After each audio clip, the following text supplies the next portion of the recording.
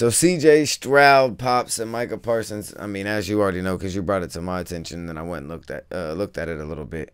C.J. Stroud was kind of upset a little bit, and Micah Parsons was upset when he seen Quinion Mitchell go to the Eagles, which was one of his favorite players in the draft.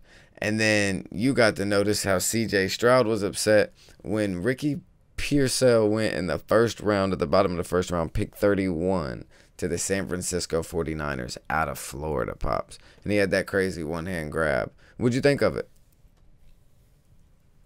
No, I mean, what'd you think of C.J. Stroud, like, having, like, input on the, you know, on the player and, like, his reaction? That's what I'm telling you. I like the way he done that because it makes you want the player even more. So you're talking about for fantasy owners out there and for, you know, NFL team owners out there and just, you know, anybody, you know, being a part, you know, of, you know, using players or, you know, drafting players. Couldn't agree with you no more. I feel like it just, you know, let you know that he thinks that he's going to be a transitional wide receiver from college to the NFL and probably not have a first-year hiccup and probably come out of the gate playing well. Maybe that's...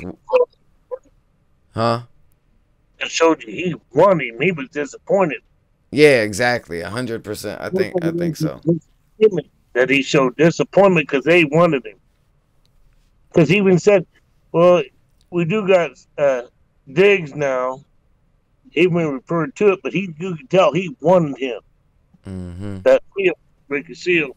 Yeah, I agree with you. When I watched, I looked at the video beforehand, so I knew what, like, kind of like what the reaction was like, and yeah, it seemed kind of like he was like, I mean, that's a good pick. Like he actually enjoyed the film that he got to see from the player, so that's good to see. You know, for fantasy owners out there. But the other side of the coin is that the 49ers have been, you know, saying that, you know, they're not really going to make a trade or whatnot. Now it's officially coming out that the 49ers are willing to part ways with both receivers, being Deebo and Aiyuk, or one of the receivers if one of them was to get signed. Now that they got that receiver, that's why. Yep, and that's why I was trying to put two and two together. Now that makes a whole lot of sense. If Ricky's actually that good and they believe he's that good, you'd be okay with letting one go and save money. He has great hands. He runs great routes. He's got great speed. He's a total package in my book. Oh, so you like Ricky Purcell a lot then? Yeah. Okay, that's fair. That's fair. Do you think he could be anywhere around 1,000 yards his first year, or do you think that's a tough task with Brock Purdy over there and you know how the system is? What they do with Aiyuk and Deebo. Yeah, 100%.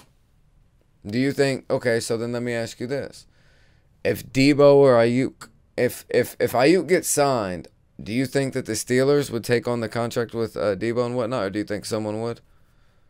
I think they only signed one of them. To be honest, that's what I think. Yeah, yeah. They said if they said that they're willing to keep both, but I don't think they're willing to keep both on big money. And then they said if they sign one, they're willing to let one go, and it'd more than likely be Deebo. Yeah, they're all always going to say that shit. Don't matter. It's what their books say. What money they have to do, what they can afford to put on the roster, and they can't afford to. Yep. I could see